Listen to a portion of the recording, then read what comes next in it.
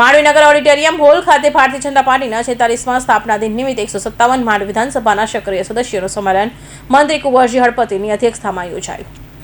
Mandvi auditorium hall ખાતે આજરોજ ભારતીય જનતા પાર્ટીના 46મા સ્થાપના દિન નિમિત્તે 157 માંડવી વિધાનસભાના સક્રિય સભ્યોનું સંમેલન યોજવામાં આવ્યું હતું. આ કાર્યક્રમમાં માંડવીનગર ભાજપ પ્રમુખ પ્રિતેશભાઈ રાવળ દ્વારા સ્વાગત કરવામાં આવ્યું હતું. તેમજ સ્થાપના દિવસના પ્રદેશ સંયોજક જગદીશ પારેખ દ્વારા સક્રિય સભ્યો અંગે વિસ્તૃત માર્ગદર્શન પૂરું પાડ્યું હતું.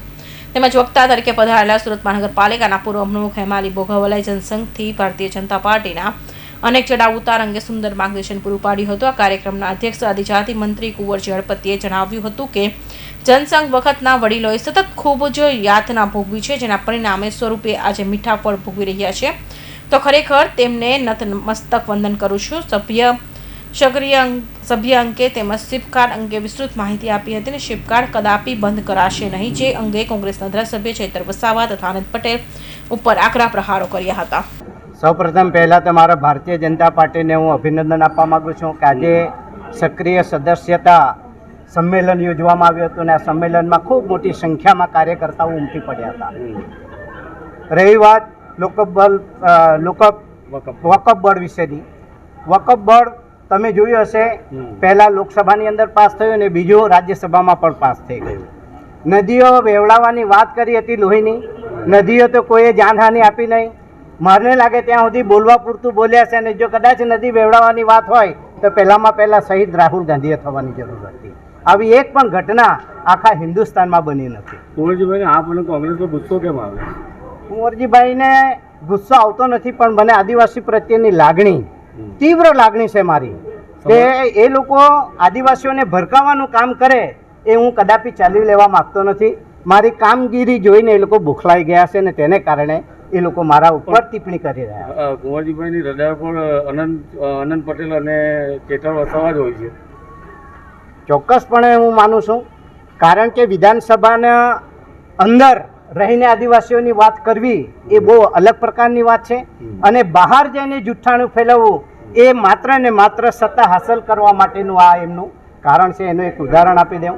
એમણે જ્યાં જ્યાં જાય ત્યાં એક જ વાત કરે છે કે પીસીપ કાર્ડ ભારતીય જનતા પાર્ટીની સરકારે બંધ કરી છે. પણ હું આજે જાહેર સ્ટેજ ઉપરથી કહેવા માગું છું કે અમે એક પણ ફીસીપ કાર્ડ અમારા આદિવાસી ભાઈઓ બહેનોની બંધ કરવા માંગતા નથી. હા, પણ એવી ફીસીપ કાર્ડ બંધ થશે કે જે લોકો શરૂઆતના વર્ષમાં એટલે કે શૈક્ષણિક વર્ષના પહેલા દિવસે ફી ભરવા માટે લોકોને દબાણ કરતા હોય ને પછી અમારો ફીસીપ કાર્ડ યુઝ કરે અને માત્ર પરીક્ષા આપવા માટે જતા હોય તેવી સંસ્થાનો અમે ફીસીપ કાર્ડ બંધ કર્યા છે. એવા ડૉક્ટરો હોય કે નર્સ હોય જેને જ્ઞાન જ ન હોય, શૈક્ષણિક જ્ઞાન ન લીધું હોય, એવો ડૉક્ટર બને કે એવી નર્સ બને તો શું પરિસ્થિતિ થાય આપણે જોયું છે. એટલા માટે હું જનતાને પણ કહેવા માગું છું અને મારા આદિવાસી ભાઈઓ બહેનોને પણ કહેવા માગું છું કે અમે કોઈ ફીસીપ કાર્ડ બંધ કરી નથી. આખા હિન્દુસ્તાનમાં એક એવું રાજ્ય છે ગુજરાત કે જેણે ફીસીપ કાર્ડ આપીને હજારો ડૉક્ટરોને હજારો નર્સ બનાવવાનું કામ જો કોઈએ કર્યું હોય તે ભારતીય જનતા પાર્ટીની સરકારે કર્યું છે અને આગામી દિવસોમાં પણ અમે આ યોજના ચાલુ રાખી. આદિવાસી માટે ભારતીય જનતા પાર્ટી વેલી છે અને અન્ય પાર્ટી ખાલી મતભેદ માટે લોકો બોલતા હોય છે, શું કહેશો? એ તો દેખીતી વાત છે કે આદિવાસીઓને જો કોઈએ જોયું હોય અત્યાર સુધીમાં આઝાદીના ઇતિહાસમાં સૌથી મોટી પાર્ટી પણ બની છે તો ભારતીય જનતા પાર્ટીની સરકાર બની છે. અને એ લોકો જે વાત કરે છે, અત્યારે હેમાલીબેન કહેતા હતા કે કોંગ્રેસના રાજ્યમાં 2G, આજે કદાચ બંધારણને નામે જો દેશની અંદર કોંગ્રેસ બેઠી હોય તો 4G ખાઈ ગયું હોત, એમાં કોઈ શંકાનું સ્થાન નહીં.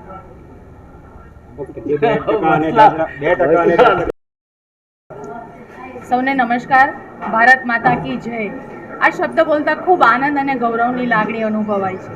6 એપ્રિલ 1980 એટલે કે ભારતીય જનતા પાર્ટીનો સ્થાપના દિવસ અને એ સ્થાપના દિવસ નિમિત્તે આજે માંડવી ખાતે 157 વિધાનસભાની અંદર માનનીય મંત્રી શ્રી કુંવરજીભાઈ હળપતિના નેતૃત્વમાં સક્રિય સભ્યોના સંમેલન દ્વારા આ ભારતીય જનતા પાર્ટીના સ્થાપના દિવસની ઉજવણી કરવામાં આવી છે.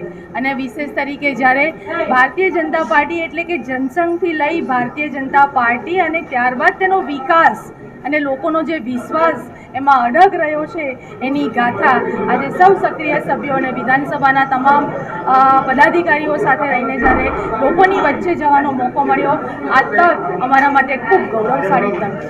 બેન, ભાજપનો ચૂંટણીલક્ષી કોઈ દિવસ રહ્યું નથી. ઢંઢેરામાં જે વાત કરવામાં આવે છે, બોલે છે, તે પાડે છે. હવે તો સંશોધન બિલ પાસ થઈ ગયું છે અને સૌથી મહત્વનો મુદ્દો હતો વિપક્ષ કહેતો હતો કે ભારત આખું હલી જશે અને આ સફળ રીતે ભારતીય જનતા પાર્ટીના નેતૃત્વમાં આદરણીય પ્રધાનમંત્રી શ્રી નરેન્દ્રભાઈ મોદીજીના જે માર્ગદર્શનની અંદર વકફ બિલની અંદર આપ સૌને ખબર જ છે કે છેલ્લા 2-3 દિવસ દરમિયાન લોકસભા અને ત્યારબાદ રાજ્યસભાની અંદર આખી રાત સુધી જ્યારે આ બિલ માટે ચર્ચા વિચારણાઓ થતી હોય અને આ બિલને સમગ્ર રીતે મંજૂર કરવામાં આવ્યું અને સૌએ સમગ્ર દેશમાં કોઈ એક નાનું અમથું એવા પણ કોઈ એવી અઘટિત ઘટના નથી બની અને સૌ સમાજના લોકોએ સાથે રહીને આ બિલને સ્વીકાર્યું છે. આ જ સૌથી મોટી ઉપલબ્ધિ આ ભારત દેશની છે, આ ભારત દેશના વડાપ્રધાનની છે અને એનો અમને સર્વને ભારતીય જનતા પાર્ટીના કાર્યકર્તા તરીકે ખૂબ ગર્વ છે. આપ સૌનો ખૂબ ખૂબ આભાર, અભિનંદન સહ વંદન કરું છું, નમન કરું છું. ધન્યવાદ. આ પ્રસંગે નવનિયુક્ત થયેલા નગર તથા તાલુકાના હોદ્દેદારોનું સન્માન કરવામાં આવ્યું હતું. પ્રસંગે સુરત જિલ્લા ભાજપ મહામંત્રી જીગર નાયક, રાજેશ પટેલ, ડોક્ટર આશિષ ઉપાધ્યાય, અજીતસિંહ સુરમા, વિકાસ પટેલ, તાલુકા પ્રમુખ અનિલ પટેલ, નગર ભાજપ પ્રમુખ પ્રીતિશ રાવળ, સ્થાપના દિવસના સંયોજક નિમેશ શાહ તથા સહસંયોજક સ્નેહાલ મોઢેરા, નગરના મહામંત્રી શાલિની શાહ, વિજય પટેલ તથા સોનગઢ તાલુકાના ભાજપ પ્રમુખ તેમજ મોટી સંખ્યામાં સક્રિય કાર્યકરો ઉપસ્થિત રહ્યા હતા. મિર્શુ ચૌહાણ, માંડવી.